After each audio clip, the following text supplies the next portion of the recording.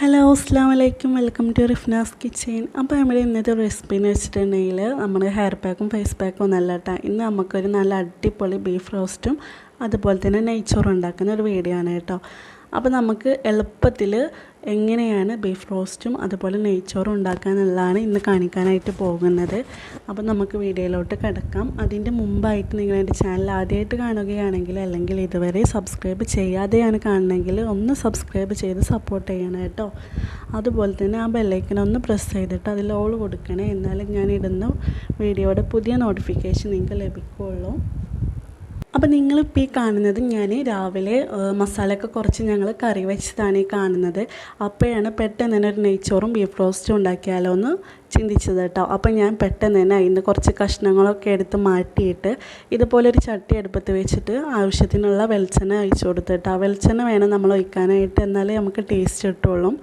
എന്നിട്ട് അതിലേക്ക് ഒരു 6-7 അല്ലി വെളുത്തുള്ളി നീളത്തിൽ അരിഞ്ഞതാണ് കേട്ടോ ചേർത്ത് കൊടുത്തിട്ടുള്ളത്. എന്നിട്ട് നമുക്ക് നന്നായിട്ടൊന്ന് വഴറ്റി കൊടുക്കാം. അതിന് ശേഷം നമുക്കിതിലേക്ക് കറിവേപ്പില ചേർത്ത് കൊടുക്കാം കേട്ടോ. കറിവേപ്പില കുറച്ച് അധികം ചേർത്ത് വെച്ചിട്ട് കുഴപ്പമൊന്നുമില്ല. ഈ കറിവേപ്പില നമ്മൾ എത്ര അധികം ചേർത്താലും ഒരു കുത്തലൊന്നും ഉണ്ടാവില്ല അല്ലേ, ടേസ്റ്റ് അല്ലാതെ. പിന്നെ നമുക്കിതിലേക്ക് വേണ്ടത് മല്ലിച്ചപ്പാണ് കേട്ടോ. അപ്പം ഞാനിപ്പോൾ ഇങ്ങനെ മല്ലിച്ചപ്പ് ഇടുന്നത് നമ്മളെ വീട്ടിലുണ്ടാക്കുന്ന നീളം സൈസ് മല്ലിച്ചപ്പ് ഉണ്ടല്ലോ, അപ്പോൾ അതാണ് ഞാൻ ഇട്ട് കൊടുത്തിട്ടുള്ളത്. നമ്മൾ കടയിൽ നിന്നൊക്കെ വാങ്ങിക്കുന്ന മല്ലിച്ചപ്പാണെന്നുണ്ടെങ്കിൽ ലാസ്റ്റ് ഇട്ട് കൊടുത്താലും മതി കേട്ടോ. അപ്പം ഞാൻ കറിയിൽ നിന്നും കുറച്ച് കോരിയിട്ട് ഞാൻ ചട്ടിയിലേക്ക് ഇട്ടിട്ടുണ്ട്. നന്നായിട്ട് ഇതൊന്ന് വറ്റി വരട്ടെ കേട്ടോ. ഈ ഒരു ടൈമിൽ നിങ്ങൾക്ക് വേണമെന്നുണ്ടെങ്കിൽ ഒരു എരിവിനായിട്ട് നമുക്ക് കുരുമുളക് പൊടി ചേർത്ത് കൊടുക്കാം, ഗരം മസാലയും ചേർത്ത് കൊടുത്തിട്ടുണ്ട് കേട്ടോ. അപ്പോൾ അതിൻ്റെ വീഡിയോ എൻ്റെ കയ്യിൽ നിന്ന് മിസ്സായതാണ്. ഇപ്പോൾ നമ്മുടെ ബീഫ് റോസ്റ്റ് ഇവിടെ റെഡി ആയിട്ടുണ്ട്. നന്നായിട്ട് വറ്റാനൊന്നും നിൽക്കണ്ട കേട്ടോ. ഈ ഒരു രീതി ആയിട്ടുണ്ടെങ്കിൽ നമുക്ക് ഇറക്കി വെക്കാം. ഇത് ഇരുന്നിട്ട് കുറച്ചും കൂടെ ഒന്ന് ഡ്രൈ ആവും കേട്ടോ. അപ്പം ഞാനിത് ഇറക്കി വെച്ചിട്ടുണ്ട്. ഇനി നമുക്ക് നെയ്ച്ചോറിനുള്ളത് നോക്കാം. അപ്പോൾ നെയ്ച്ചോറിനായിട്ട് ഞാനിവിടെ ഒരു ഗ്ലാസ് അരിയാണ് കേട്ടോ എടുത്തിട്ടുള്ളത്. ഈ ഒരു ഗ്ലാസ്സിന് അരിയാണ് ഞാൻ എടുത്തിട്ടുള്ളത്. നിങ്ങൾക്കൊക്കെ കൂടുതൽ അളവിൽ വേണമെന്നുണ്ടെങ്കിൽ കൂടുതൽ അളവിൽ എടുക്കാവുന്നതാണ് കേട്ടോ. അപ്പം ഞാൻ ഈ ഒരു അരിയാണ് എടുത്തിട്ടുള്ളത്. നമ്മൾ ഈ ഒരു ഗ്ലാസ്സിന് അരി എടുക്കുമ്പോൾ ഈ ഒരു ഗ്ലാസ്സിന് തന്നെ നമ്മൾ 2 ഗ്ലാസ് വെള്ളമാണ് ചേർത്ത് കൊടുക്കേണ്ടത് കേട്ടോ. ഒരുപാട് വെള്ളം കൂടാനായിട്ട് പാടില്ല, എന്നാൽ കുറയാനും പാടില്ല കേട്ടോ. അപ്പം നമ്മൾ ഇതുപോലെ ചെറിയ അരി വേണം എടുക്കാനായിട്ട് കേട്ടോ. പിന്നെ നമുക്കിതിലേക്ക് വേണ്ടത് പട്ട, അതുപോലെ തന്നെ ഏലക്ക, ഗ്രാമ്പു, അതുപോലെ തന്നെ ബേ ലീഫ്, ഇത്രയാണ് കേട്ടോ നമുക്ക് വേണ്ടത്. നമ്മൾ കുറച്ച് ഒരു ഗ്ലാസ് അരിയാണ് എടുത്തത്. അപ്പോൾ അതിലേക്കുള്ളത് ഇത്രയും മതി കേട്ടോ. കൂടുതലൊക്കെ അളവിലാണ് എടുക്കണമെന്നെങ്കിൽ നമ്മൾ ഇതിൻ്റെ അളവൊക്കെ കൂട്ടിയെടുക്കണം കേട്ടോ.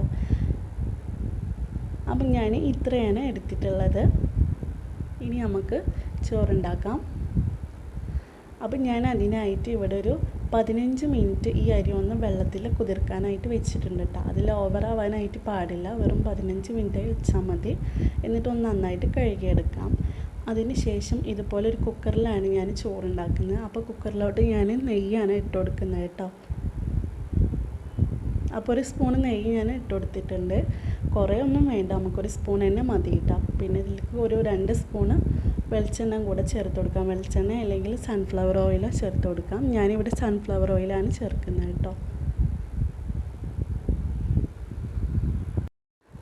പിന്നെ നമ്മൾ മാറ്റി വെച്ചിട്ടുള്ള ഗ്രാമ്പു, പട്ട, ഏലക്ക അതൊക്കെ നമുക്ക് ഇതിലേക്ക് ചേർത്ത് കൊടുക്കാം. പിന്നെ ഒരു കാര്യം, ഞാനിതിൽ ഉള്ളി ഇടുന്നില്ല കേട്ടോ. നമ്മൾ സവാള ഒന്ന് വഴറ്റുമല്ലോ, ഞാനിവിടെ സവാള ചേർക്കാതെയാണ് ചോറുണ്ടാക്കുന്നത് കേട്ടോ.